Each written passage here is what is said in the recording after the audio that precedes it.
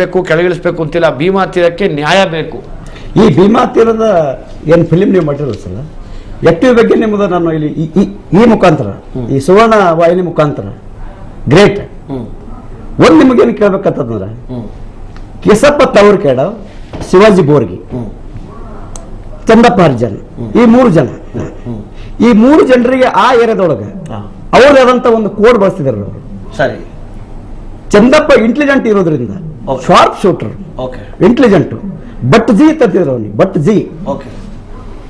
ಕೇಸಪ್ಪ ತವರ್ಕೇಡ ಅವ society chairman ಇದ್ರು, ವ್ಯವಸಾಯ ಸೇವಾ ಸಹಕಾರಿ ಸಂಘದ ಅಧ್ಯಕ್ಷರು, ಅವನ ಚೇರ್ಮನ್ ಅಂತಾರೆ, ಚೇರ್ಮನ್. ಜೊತೆಗೆ ಶಿವಾಜಿ ಬೋರ್ಗಿ ಅಗರ್ಭ ಶ್ರೀಮಂತ, ಅವನಿಗೆ ಸಾಹುಕಾರತಿದ್ರು. ವಯಸ್ಸಿನಲ್ಲಿ ಶಿವಾಜಿ ಬೋರ್ಗಿ, ಕೇಸಪ್ಪ ತವರ್ಕೇಡ ದೊಡ್ಡವರು.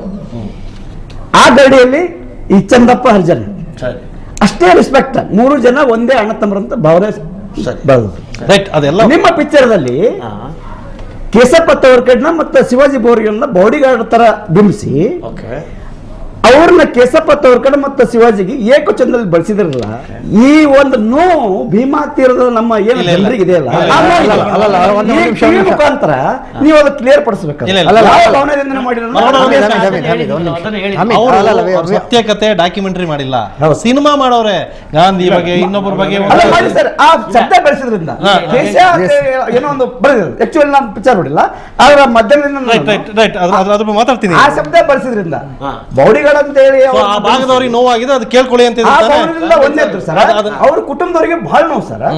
ಹತ್ತಿರದಿಂದ ನೋಡಿದವ್ರಿಗೆ ಆ ಚಂದಪ್ಪ ಹರಿಜನ ಇವರಿಬ್ಬರು ಪೂಜೆ ಭವನದಿಂದ ಕಂಡವ ಎಲ್ಲರಿಗೂ ಗೊತ್ತಿದೆ ಸರ್. ಕರೆಕ್ಟ್. Okay okay.